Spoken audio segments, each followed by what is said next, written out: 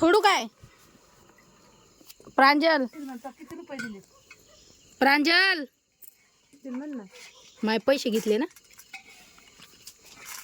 पाडला का 1 रुपया का टाकला नाही? टाकलाय का? हा द्या मग तेवढा गल्ला आम्हाला. तुला काही वाटत म्हण द्या ना तेवढा गल्ला राहू द्या आम्हाला. हा आता भरत आलाय आम्हाला द्या तेवढा. नको बाई म्हणा. अयो त्याला सांग ना हा पार्क कर. द्या ना तेवढा मावशी. नको म्हण ना.